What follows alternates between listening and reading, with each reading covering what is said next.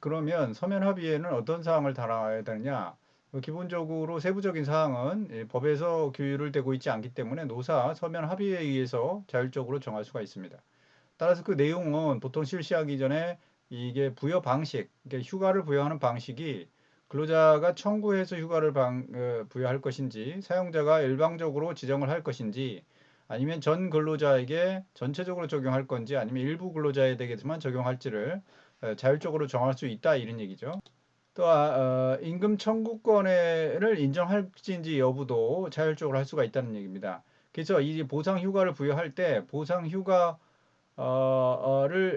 휴가제를 도입하고 있는 사업장이라 하더라도 뭐 어떤 근로자들에게 보상 휴가를 부여하기로 했다 하더라도 특정 근로자는 휴가 청구권을 인정을 하고 동시에 임금 청구권을 동시에 다 인정을 할 것인지.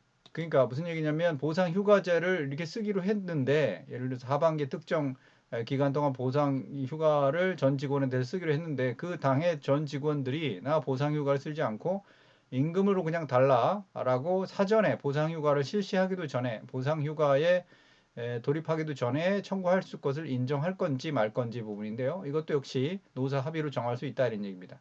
근데 주의하실 게 보상 휴가제가 도입된 이후에 보상 휴가를 사용하고 보상 휴 완전히 그 보상 휴가 기간이 있지 않습니까? 그 기간이 종료된 이후에도 보상 휴가를 사용하지 않으면 당연히 임금 청구권, 수당 청구권은 발생하는 것이죠. 다음에 보상 휴가의 부여 기준에 대해서도 자율적으로 정할 수가 있습니다.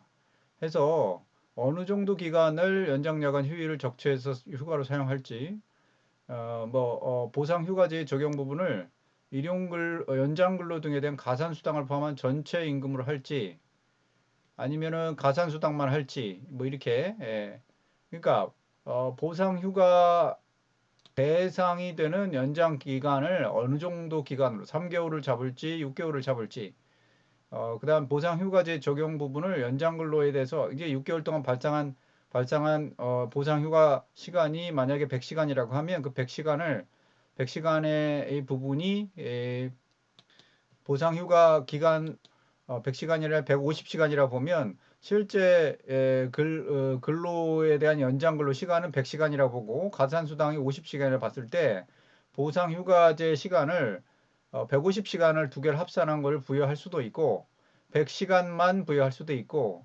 50시간만 보상 휴가를 부여할 수도 있다는 얘기죠.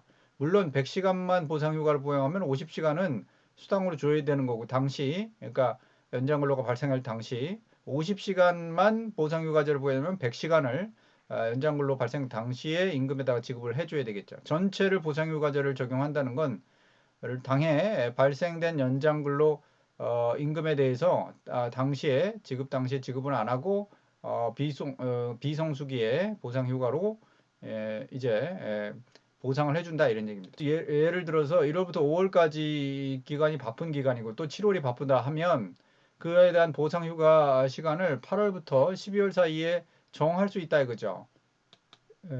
또 가산수당을 제외한 연장근로에 대해서는 기존에 지급하던 또 예를 들어서 3월달, 5월달에 기존에 상여금이라는 걸 지급을 했다고 하면 에, 이게 부정기적 상여금이라고 하면 그 부정기적 상여금은 지급 의무가 없는 거죠. 그래서 부정기적 상여금을 연장근로 임금으로 지급을 하고 나머지 가산 임금만을 보상휴가를 적용하는 것도 가능하다 이런 얘기입니다. 일단 노사 합의사항에 대한 이론적으로 한번 살펴봤습니다.